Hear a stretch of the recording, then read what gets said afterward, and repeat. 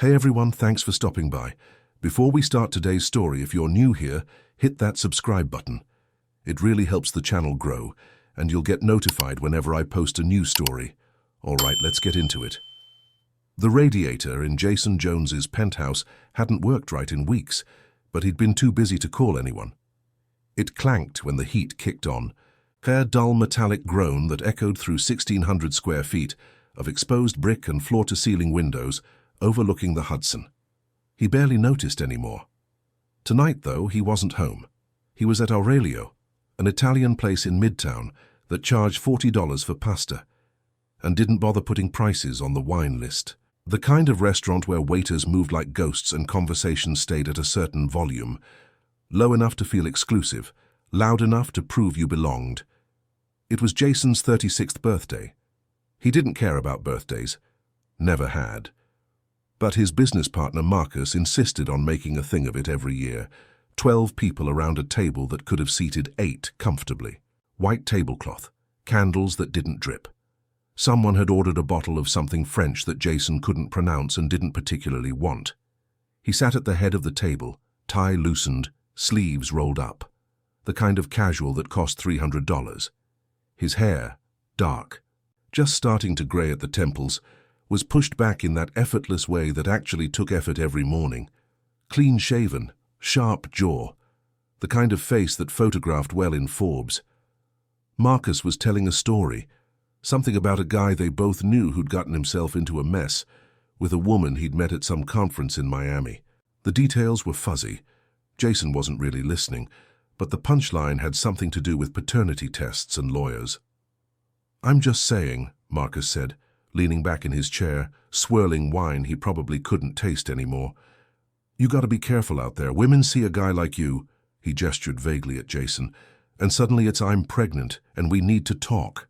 A few people laughed, nervous laughter, the kind that wasn't sure if the joke landed. Jason smiled, not because it was funny, because it was expected. "Seriously, though," someone else chimed in, a guy Jason barely knew, friend of a friend, already 3 drinks deep. "You ever had a scare like that?" Jason took a sip of his drink, gin and tonic. The tonic was flat. "No," he said simply. "Smart man," Marcus said, raising his glass. "That's why you're you." More laughter. Jason laughed too. Not loud, not obnoxious, just easy. Like someone who'd never had to worry about consequences he couldn't control.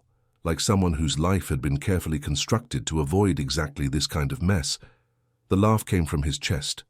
Genuine enough, dismissive enough. And then the room changed.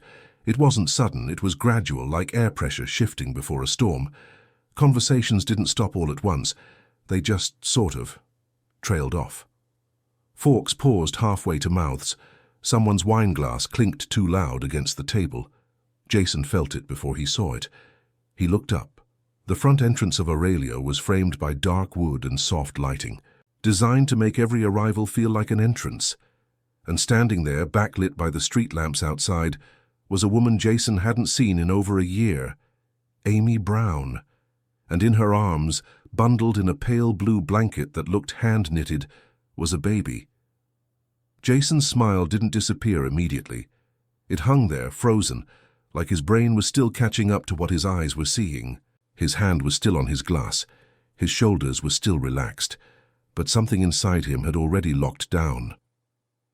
Amy wasn't looking at him yet. She was scanning the room, the way people do when they're meeting someone and don't want to seem lost.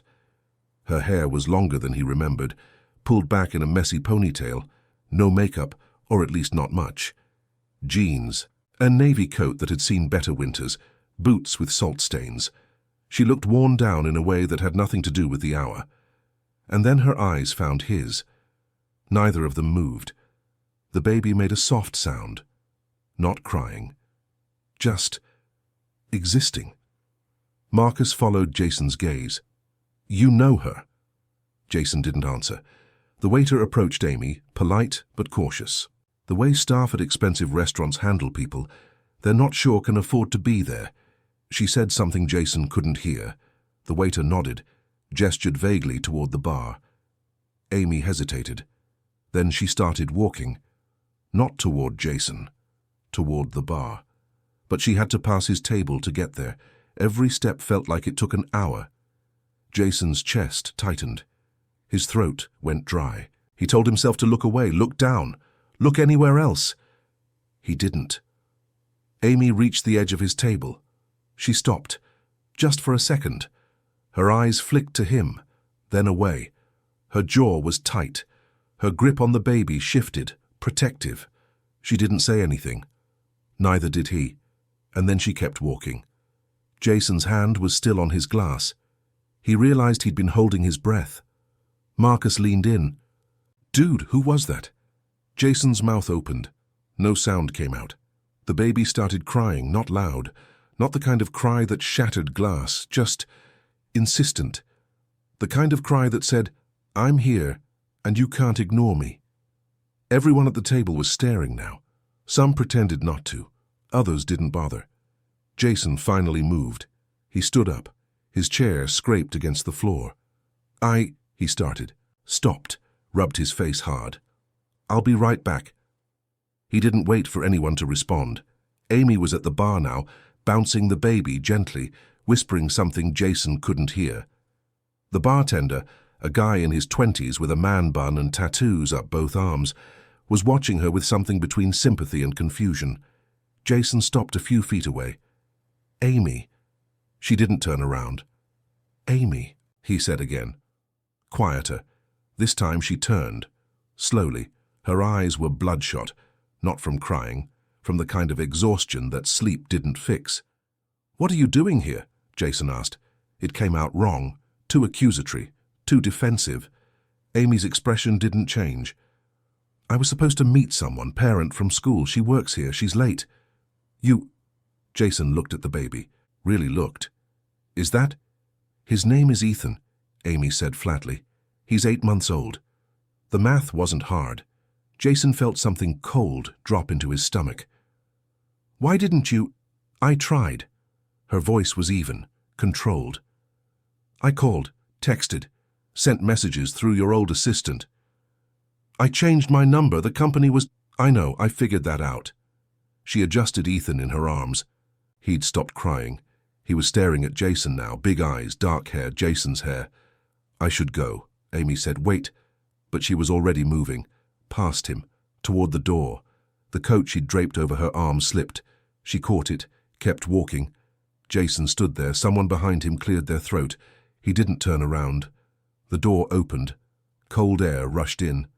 Amy disappeared into the night. Jason stared at the empty space where she'd been. Somewhere a phone buzzed. A waiter dropped a fork. The city hummed outside like it always did. He walked back to his table. Nobody said anything. He picked up his drink. The ice had melted. He drank it anyway. His phone was face down on the table. He flipped it over. No messages. He set it down. The birthday dinner continued. Jason didn't laugh again. Jason didn't sleep that night. He sat on the couch in his living room, the stupid, expensive one his interior designer insisted was an investment piece, and stared at the city through the window. Lights that never turned off, traffic that never stopped, the kind of view people paid 7 figures for, and then barely noticed because they were too busy looking at their phones. His phone was on the coffee table, screen dark, silent. He'd picked it up 4 times already, put it down 4 times. What was he supposed to say? "Hey, sorry, I didn't know I had a kid, my bad." He pressed his palms against his eyes until he saw spots. It was past 3 in the morning and he was still in his shirt from dinner, wrinkled now, the top 2 buttons undone. He'd taken off his shoes at some point but couldn't remember when. The apartment was too quiet. He could hear the hum of the fridge, a siren somewhere far below, and in his head on a loop, "His name is Ethan. He's 8 months old." Jason wasn't stupid. He knew what 8 months meant, knew what 17 months before that meant. He pulled up his calendar, scrolled back, March of last year. There was a gap, a week where nothing was scheduled. He'd taken time off, rare for him. He'd gone to a friend's wedding upstate, stayed an extra few days, quiet, no pressure. Amy had been there, not at the wedding, after. She'd been visiting someone nearby. They'd run into each other at a coffee shop in Cold Spring. One of those places with chalkboard menus and Wi-Fi passwords written on the bathroom mirror. He remembered being surprised, remembered thinking she looked different. Not bad different, just softer than the last time he'd seen her. They'd talked for hours. He couldn't remember about what. He remembered leaving. He remembered going back. And then he remembered leaving again. For good. Because that's what he did. He left. Jason stood up, paced. The floor was cold under his socks. He needed to think. He needed to figure this out. He needed to... His phone buzzed. He grabbed it so fast he almost dropped it. A text. From Marcus. You good? Jason stared at the message. He wasn't good. He didn't know what he was. He didn't respond. Amy's apartment in Queens was small. Not charming small, just small. 1 bedroom, kitchen that barely fit a table, bathroom where you had to close the door to turn around. The landlord kept promising to fix the shower pressure and never did. She'd lived there for 3 years. It was supposed to be temporary. Everything in Amy's life was supposed to be temporary. She was still wearing her coat when she got home. The babysitter, a college kid from downstairs named Priya, who needed the extra cash, was asleep on the couch, Netflix still playing on the TV. Amy paid her in cash, apologized for being late. Priya waved it off. He was good, Priya said, pulling on her jacket. Went down around 8. Hasn't made a sound since. Amy thanked her. Locked the door. Stood in the dark for a full minute before turning on the lights. Ethan was asleep in his crib. The crib she'd bought second-hand off Facebook Marketplace. The mobile above it, little felt moons and stars, was something she'd made herself, because the store-bought ones were $40 and that was groceries. She watched him breathe, in, out, in, out. She should have felt relief. Should have felt proud that she'd survived another day. Another dinner she couldn't afford to miss because it was networking. Another smile she didn't mean. Another conversation where she pretended everything was fine. Instead, she felt hollow. She went to the kitchen, put the kettle on, forgot why, turned it off. Her phone was in her bag. She hadn't checked it since the restaurant. She pulled it out. No new messages. She didn't know why she expected any. The next day, Jason went to work. He always went to work. His office was on the 32nd floor of a building on 6th Avenue. Glass walls. Standing desk he never used. A view of Bryant Park he'd stopped noticing years ago. He had 4 meetings before noon. He didn't remember a single one. His assistant, Rebecca, sharp, efficient, had been with him for 6 years, brought him coffee at 10. She took one look at him and frowned. "You look like hell," she said. "Thanks. I'm serious. Are you sick?" "No." "You never miss your morning call with Tokyo." "You missed it." Jason looked at his computer. The Zoom window was still open. Meeting ended 30 minutes ago. "Shit," he muttered. Rebecca set the coffee down, didn't leave. "What's going on?" she asked. "Nothing." "Jason." He looked up. Rebecca was staring at him with the kind of expression that said she'd known him long enough to know when he was lying. "Personal stuff," he said finally. Rebecca raised an eyebrow. "You don't have personal stuff?" "Yeah, well." He picked up the coffee. It was already lukewarm. "Now I do." She didn't push. That was the thing about Rebecca. She knew when to push and when to let it breathe. She left. Jason pulled up his messages, scrolled back. March of last year. He had Amy's number saved. He'd never deleted it. Never thought about deleting it. Never thought about keeping it. He stared at the contact. Amy Brown. No photo. Just a name. He started typing. "We need to talk." Deleted it. "I'm sorry." He stared at those 2 words for a long time. Then he deleted them and put the phone down. Amy took Ethan to the pediatrician on Thursday. It was a routine checkup. Weight, height, developmental milestones. The doctor, an older woman with kind eyes and terrible handwriting, said everything looked good. "He's healthy," she said, making notes on her tablet. "Right on track." Amy nodded, smiled. The smile she'd perfected over the past year. The one that said, "I'm fine," even when her checking account had $12 and the rent was due in a week. "Any concerns?" the doctor asked. Amy shook her head. The doctor looked at her for a beat too long. "You taking care of yourself?" "Yeah, I'm good." "You sure?" Yeah. The doctor didn't look convinced, but she didn't push. Amy left with a handful of pamphlets she'd never read, and a prescription for vitamins she couldn't afford. She was halfway to the subway when her phone rang. Unknown number. She almost didn't answer, but she did. Hello. Silence. Hello? She said again. It's Jason. Her stomach dropped. She stopped walking. A guy behind her nearly ran into her, muttered something under his breath. Kept going. How did you get this number? She asked. I've always had it. Amy's grip tightened on the phone. Ethan squirmed in her arms. What do you want? She asked. I want to talk. We don't have anything to talk about. Amy, I mean it, Jason. I'm not doing this. Silence.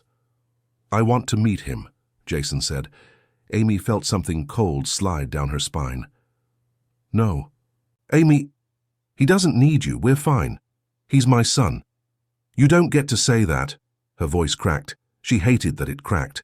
You don't get to show up a year later and suddenly decide you're his father. That's not... Jason stopped. His voice dropped. You're right, I don't get to say that, not yet, but I want to try. Amy was quiet. I have to go, she said finally. Amy? She hung up. Her hands trembled as she shoved the phone back in her pocket. Ethan looked up at her, big eyes, concerned. She wiped her face. We're okay, she whispered. We're okay. She didn't believe it, but she said it anyway. The train smelled like piss and fried food. She found a seat near the back, held Ethan close. Her phone stayed silent. Jason hired a lawyer on Friday, not because he wanted to, because Marcus said he had to. They met at a firm in Tribeca, sleek offices, glass walls, a receptionist who looked like she'd walked off a fashion shoot. Everything about the place screamed, "We cost more than you want to pay." The lawyer's name was David Kerrigan, mid-50s, grey suit, handshake that lasted exactly 3 seconds. So, David said, settling into his chair behind a desk that probably cost more than Amy's rent. Tell me what we're dealing with, Jason told him. All of it. The dinner, Amy, the baby, the math that didn't need explaining. David listened without interrupting. When Jason finished, he leaned back and tapped his pen against a legal pad that had exactly 0 notes on it. Have you taken a paternity test? David asked. No. That's step 1. I don't need a test. David raised an eyebrow. You don't know that. I know. With all due respect, Mr. Jones, that's not how this works. If you're going to pursue any kind of legal relationship with this child, custody, visitation, financial support, you need documentation. Jason's jaw tightened. I'm not trying to take him away from her. Then what are you trying to do?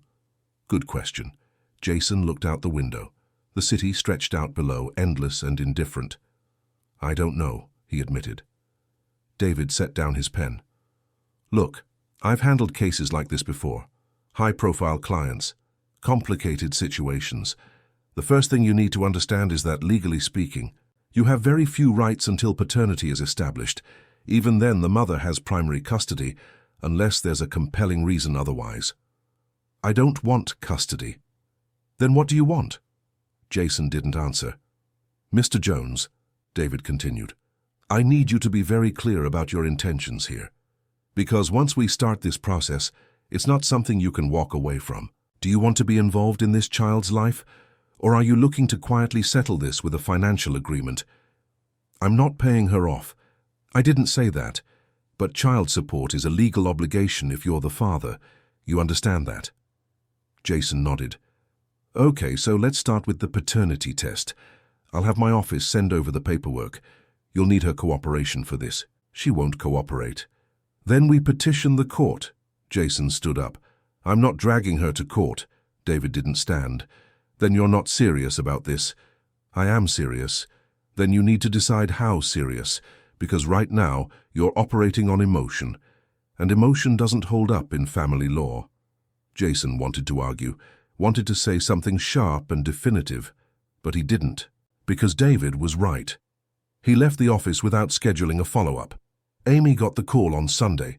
She was at the laundromat, the one on 37th that stayed open late and had machines that actually worked. Ethan was asleep in his stroller. She was folding clothes that still felt slightly damp, because she'd only paid for 30 minutes in the dryer. Unknown number again. She didn't answer. It rang again. She let it go to voicemail, then she listened to the voicemail. "Ms. Brown, this is David Kerrigan from Kerrigan and Associates. I'm calling on behalf of Jason Jones regarding a matter of paternity. Please call me back at your earliest convenience." Amy's hands stopped moving. She played it again, a matter of paternity. Her vision blurred. She looked at Ethan, still asleep, unaware that his entire life was about to become a legal case. She didn't call back. 3 days later, someone knocked on her door. It was almost 9 at night. Ethan was down. Amy was in sweatpants and an old NYU shirt she'd had since college. Hair in a bun, no bra, face washed clean. She wasn't expecting anyone. She looked through the peephole. Jason. Her breath caught. She didn't open the door. "Amy," he said. His voice was muffled but clear. "I know you're there. I can see the light." She pressed her forehead against the door. "Please," Jason said. "Just 5 minutes." Amy closed her eyes, opened them, unlocked the door. She didn't open it all the way, just enough to see him. He looked wrecked, not in an obvious way. He was still Jason, still put together, but his hair was messier than usual. His coat was wrinkled. There were shadows pooled under his eyes that makeup or sleep or money couldn't hide. "What do you want?" she asked. "To talk. Your lawyer already called." Jason winced. "I didn't tell him to do that." "But he did." "I know. I'm sorry. I told him not to." "Then why is he calling me?" "Because I'm an idiot who asked him for advice and he took it too far." Amy almost laughed. Almost. "You need to leave," she said. "I will. Just let me explain."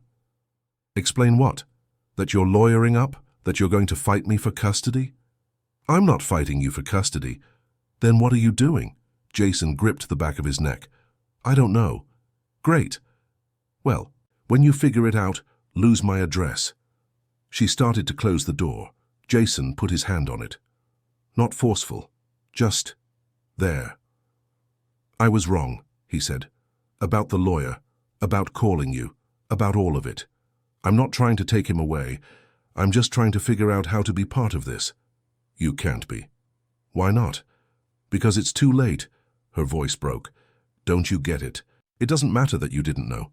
It matters that I was alone. It matters that I gave birth by myself, that I came home to an empty apartment, that I've been doing this without any help, and you get to just show up now and act like you're owed something.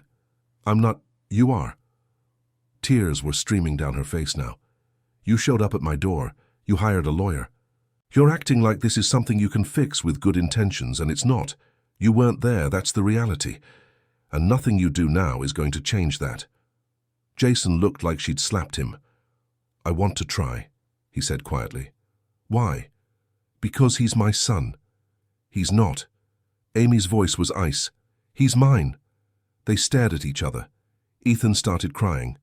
Amy didn't move. "You need to go," she said. Jason opened his mouth, closed it. He stepped back. "I'm sorry," he said. Amy closed the door, locked it, stood there with her back against it until the crying stopped. When she finally moved, her legs felt like water. She went to Ethan's room, picked him up, held him. "It's just us," she whispered into his hair. "It's always been just us." He didn't understand, but he stopped crying anyway. Jason sat in his car for 20 minutes. He'd parked on a side street 2 blocks from Amy's building. The heater was on, but he was still cold. He kept replaying it. "He's not. He's mine." She was right. That was the worst part. She was absolutely right. He'd spent 8 months building empires and closing deals and thinking he had his shit together. And she'd spent 8 months keeping another human alive, alone because of him. His phone buzzed. "Marcus, drinks tomorrow?" Jason stared at the message. He didn't respond. He started the car, drove home. The apartment was silent. He didn't turn on any lights. Thanksgiving came. Jason spent it alone. Marcus invited him to his place in Westchester. Big house, loud family, kids running everywhere. But Jason declined. said he had work. Marcus didn't believe him but didn't push. Jason ordered takeout from a Thai place that was open, pad CUW that tasted like cardboard, spring rolls that were soggy by the time they arrived. He ate on the couch, watched half a football game he didn't care about, fell asleep around 9. When he woke up, it was past midnight. His phone was on the floor, 3 missed calls, all from his mother. He didn't call back. Amy spent Thanksgiving at her friend Sarah's apartment in Astoria. Sarah had 2 kids under 5 and a husband who worked nights. The apartment smelled like burned turkey and chaos. Ethan sat in a borrowed high chair, gnawing on a piece of bread while the older kids screamed about something in the other room. "You okay?" Sarah asked. She was loading the dishwasher, moving with the kind of frantic efficiency that came from years of single tasking being impossible. "Yeah," Amy said. "Why?" "You've been staring at that cranberry sauce for like 5 minutes. Amy looked down. She was holding a spoon. The cranberry sauce was untouched. "Sorry," she said. "Tired." "You're always tired." "Yeah." Sarah closed the dishwasher, turned to face her. "Is this about Ethan's dad?" Amy's chest tightened. "How did you—" "You posted a picture last week. Some guy commented. I looked at his profile." Sarah crossed her arms. "Tech billionaire Jason Jones?" Amy didn't respond. "Jesus Christ, Amy. It's not. That's who you've been protecting. That's who couldn't be bothered to show up." "It's complicated." "It's not complicated. He's rich and you're not. That's the only complication." Amy set down the spoon. "He didn't know." "Bullshit." "He didn't. His number changed. The messages didn't go through." Sarah laughed, not a kind laugh. "And you believe that?" "I do." "Why?" "Because I know him." "You knew him. Over a year ago. For what? A week? 2? Amy didn't answer. "Look," Sarah said, softer now. "I'm not trying to be a bitch, but you need to be realistic. Guys like that, they don't change. They don't suddenly become dads because it's convenient." "He's trying." "Is he? Or is he just trying to ease his guilt?" Amy didn't have an answer for that. Jason hired a private investigator in December, not to dig up dirt, not to find leverage, just to understand. The investigator, a woman named Paula with a smoker's voice and a no-bullshit attitude, came back with a file 3 days later. Amy's life, condensed into 12 pages. Born in Syracuse, bachelor's degree from NYU, master's in education from Hunter College, taught 3rd grade at PS 117 in Queens, salary $64 a year before taxes, no criminal record, no debt beyond student loans, rented the same apartment for 3 years, no family in the city, parents deceased. She was alone. Paula set the file on Jason's desk. "Clean as they come," she said. "No red flags, no drama, just a teacher trying to survive in an expensive city." Jason flipped through the pages. There was a photo. Amy leaving her building. Ethan in a stroller. She was wearing a coat he recognized. Hair pulled back, no makeup. She looked exhausted. "Anything else?" Paula asked. "No," Jason said. This is enough." Paula left. Jason stared at the photo. He thought about the file, about the salary, about the apartment, about how much his penthouse cost per month, about how much his watch cost, about how little it would take to make her life easier, and about how she'd refused every offer he'd tried to make. Christmas came. Jason sent a package. He didn't include a note, didn't put his name anywhere on it, just shipped it to Amy's address and hoped she wouldn't send it back. Inside, a high-end baby monitor, a winter coat for Ethan, gift cards to Target and Whole Foods, and an envelope with $5,000 in cash. He didn't expect a thank you. He didn't get one. Amy stared at the box for 3 days before opening it. When she finally did, she felt sick. The coat was beautiful, soft, probably cost more than she made in a week. The money was worse. She counted it twice, $5,000 in cash, like she was something he could fix with a checkbook. She wanted to send it back. She needed it too much. Ethan's daycare was costing $400 a month. Her student loan payment was $340. Rent was $800. She'd been eating ramen for dinner 3 nights a week just to make the numbers work. The money would cover 2 months of daycare or fix her car or let her breathe. She folded the bills back into the envelope, put it in a drawer, didn't touch it. New Year's Eve, Jason went to a party in Soho. He left after 40 minutes. Someone asked him if he had a resolution. He said no. But he did. He just didn't know how to say it out loud. January hit like a freight train. Cold the way only New York gets cold. The kind that makes your face ache and your fingers go numb inside gloves. Amy's apartment lost heat for 3 days. She called the landlord. He said he'd send someone. No one came. She and Ethan slept in the same bed, bundled under every blanket she owned. On the 3rd night, her phone rang. Jason. She almost didn't answer. "What?" she said flatly. "Are you okay?" "Why?" I don't know. I had a feeling." Amy laughed. It came out harsh. "You had a feeling?" "Yeah. We're fine." "Are you?" She opened her mouth to say yes. "Our heat's out," she admitted. "But the landlord's supposed to fix it." Silence. "I can send someone," Jason said. "No. Amy." "I said no. You're going to freeze. We're fine." "You're not fine." "Stop acting like you know what I need," Amy snapped. "You don't. You don't know what I'm going through. You just show up whenever you feel guilty and throw money at the problem like that fixes anything. I'm trying to help." "I don't want your help." "Then what do you want?" "I want you to leave me alone." She hung up. An hour later, someone knocked. A repair guy, sent by building management. He fixed the heat in 20 minutes. Amy knew Jason had made the call. She didn't thank him. But she didn't call to yell either. February. Jason stopped calling, stopped texting, stopped trying. Not because he'd given up, because he realized pushing wasn't working. Amy noticed. She told herself she was relieved. She wasn't. It was early March, 5 months after that birthday dinner, when everything changed. Ethan got sick. Not hospital sick, but bad enough. High fever. Wouldn't eat. Cried for hours. Amy took him to urgent care. They said it was just a virus. Give him fluids, monitor the fever. He'd be fine. He wasn't fine. The fever spiked at 104. She called the pediatrician, got an answering service. They said to go to the ER if it got higher. It got higher. She called an Uber. Her hands shook so badly she could barely type her address. The hospital was crowded. She waited 2 hours. Ethan wouldn't stop crying. She felt helpless, useless, alone.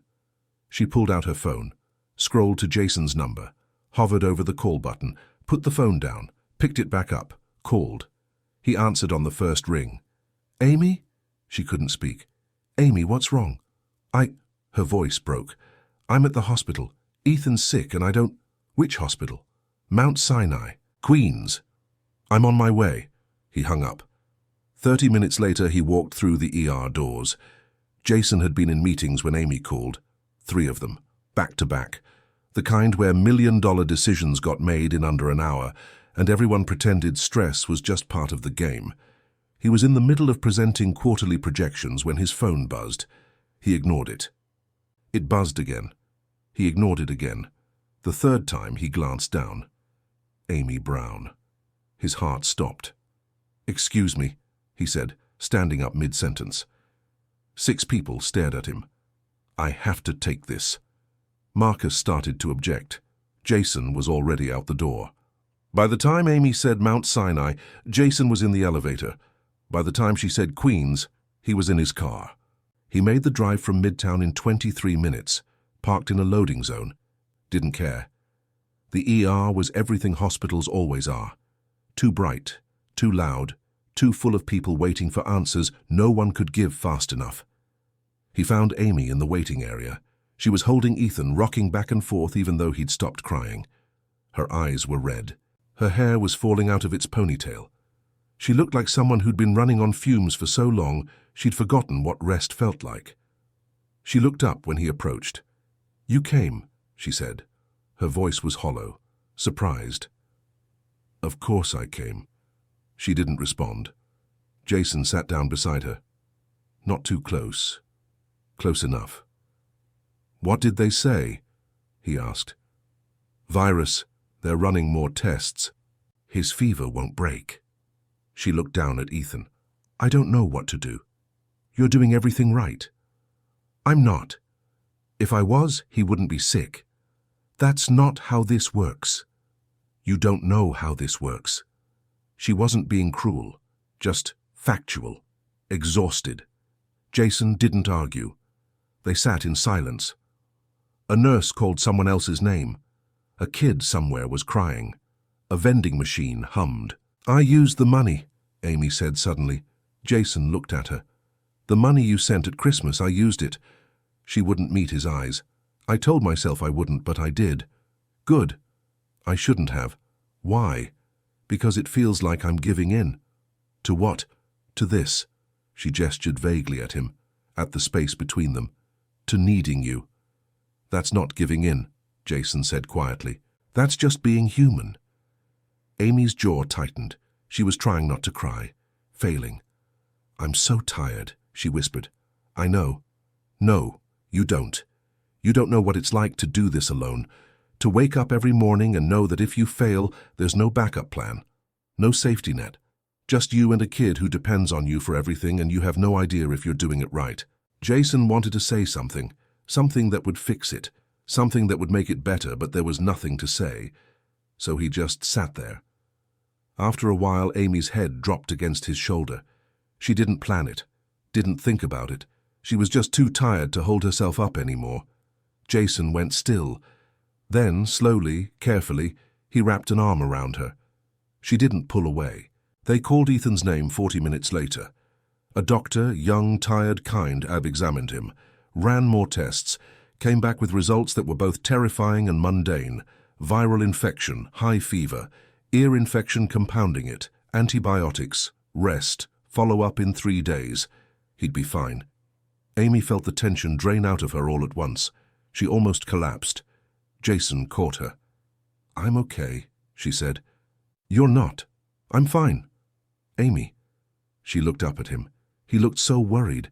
She'd forgotten what it felt like having someone worry about her. Let me take you home, Jason said. I can get an Uber. Let me take you home. She was too tired to argue. The drive was quiet. Ethan slept in his car seat. Amy stared out the window. Jason kept his eyes on the road. When they pulled up to Amy's building, Jason turned off the engine. You don't have to walk us up, Amy said.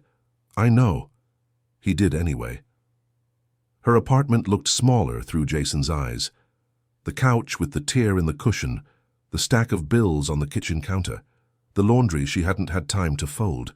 She felt exposed. Then she felt angry for feeling exposed. You can go, she said, setting Ethan down in his crib. Jason didn't move. He was looking around, not judging, just seeing. What? Amy asked. This is where you've been living? Yeah.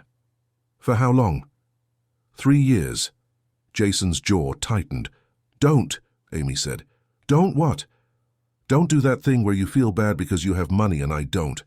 I chose this. I chose to have him. I chose to keep going when you didn't respond.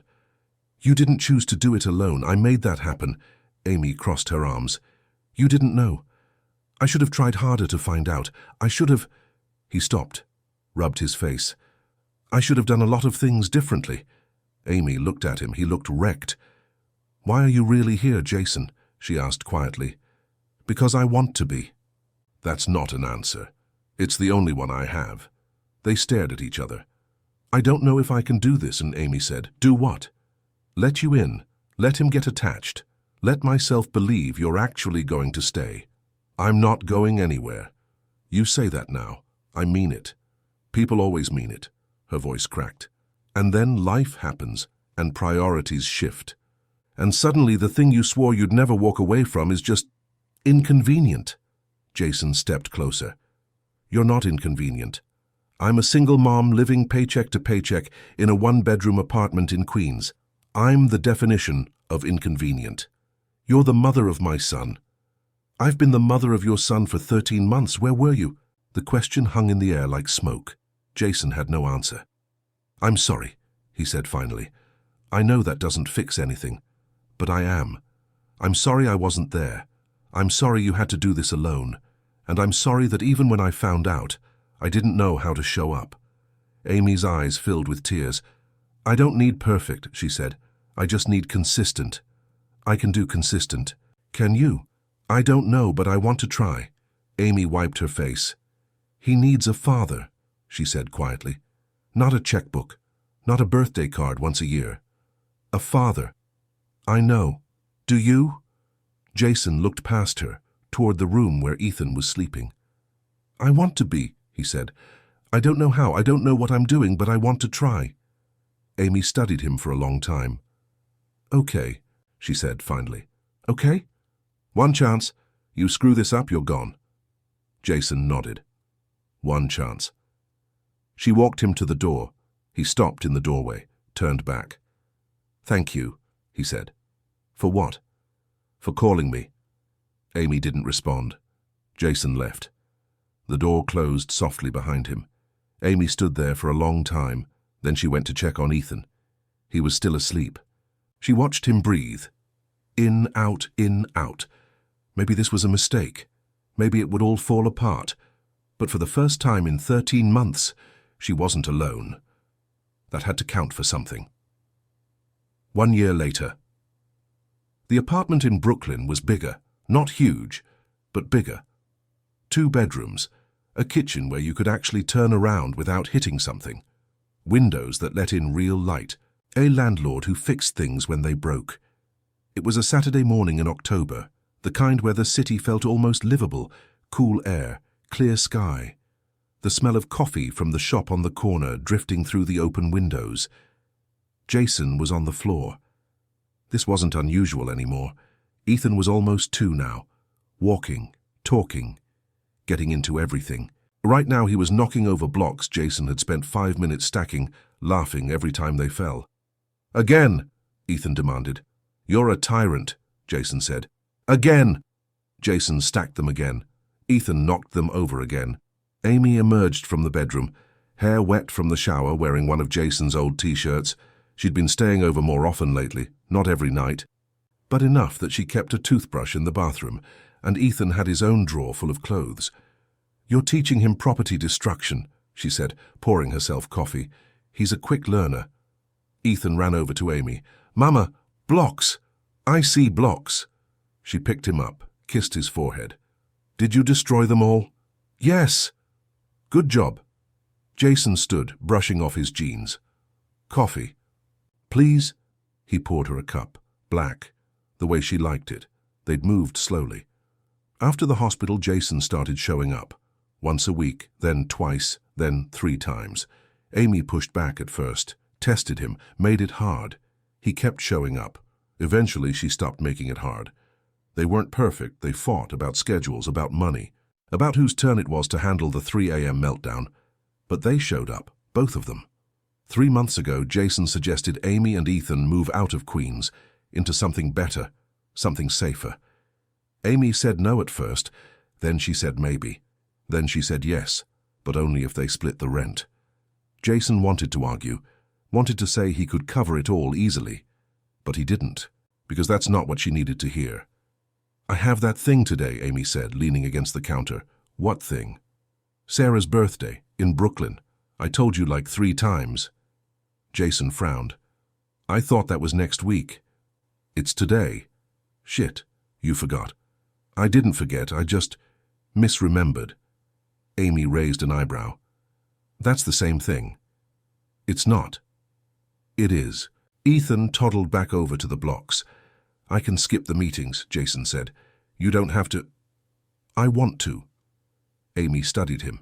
"You sure?" "Yeah, I'm sure." She smiled. Small. Real. Jason reached for her hand. She let him. They took the subway to Park Slope. Jason still hated the subway, but Amy refused to take cabs everywhere just because he could afford it. So they took the subway. Ethan loved it. Loved the noise, loved the people, loved the way the train rattled and screeched. Sarah's place was a brownstone, loud, full of kids and chaos and food that tasted like someone actually cared. Sarah hugged Amy at the door, then looked at Jason. "You actually showed up," she said. "I show up," Jason said. "Do you?" Sarah, Amy warned. I'm just saying. He's here. That's what matters. Sarah studied him for another second, then nodded. Okay, come in, but you're in charge of the kids' table. Jason looked at Amy. She shrugged. You signed up for this. He had. Later, after cake and chaos, after Ethan fell asleep in Jason's arms on the couch, Amy found herself on the back porch. Sarah joined her, handed her a beer. He's different than I thought, Sarah said. Yeah. I thought he'd be. I don't know. More of an asshole. Amy laughed. He can be. But he shows up. He does. They sat in silence for a while. You happy? Sarah asked. Amy thought about it. Happy felt like a big word, but content, safe, less alone. Yeah, she said. I think I am. Sarah nodded. Good. They left around 7. Took the train back to Brooklyn. Ethan slept the whole way. Jason carried him. Amy walked beside them. When they got back to the apartment, Jason put Ethan down in his crib. Amy changed into sweats. They ended up on the couch, some Netflix show neither of them was really watching. Hey, Jason said after a while. Yeah? I've been thinking. Amy tensed slightly. About? Moving. Moving where? I don't know, somewhere with a yard space, a place where Ethan can run around without hitting a wall every 5 feet. Amy looked at him. You want to leave the city? I want you guys to have more than this. This is good. It could be better. Amy was quiet for a long time. Are you asking me to move in with you? She asked finally. Like, officially. Jason's face flushed. I'm asking if you'd want to. Eventually, not tomorrow, but eventually. Jason, I know we're still figuring this out. I know it's not traditional, but I want you to know I'm thinking about it. About the future. About us. Amy's chest tightened. I'm scared, she admitted. Of what? Of believing this is real. Of letting myself depend on you. Of, she stopped, breathed. Of losing this. Jason reached for her hand. You're not going to lose this, he said quietly. I'm not going anywhere. You can't promise that. I can try. Amy looked at him. He looked back, and for the first time she believed him. Ask me again in 6 months, she said. Jason smiled. Okay. They sat there, holding hands, figuring it out, one day at a time. Final message. Some stories don't start with love. They start with mistakes, with absence, with 2 people who didn't know how to find each other when it mattered most. But sometimes, if you're lucky, if you're willing to show up even when it's hard, even when you've already failed once, sometimes you get a second chance, not to erase the past, but to build something new. Jason didn't get to be there for Ethan's first breath, but he was there for the first word, the first step, the first everything that came after, and Amy didn't get the fairy tale. She got something better. She got someone who stayed. What about you? If someone walked back into your life after leaving, after real hurt, real absence, would you give them a second chance? Or are some doors meant to stay closed?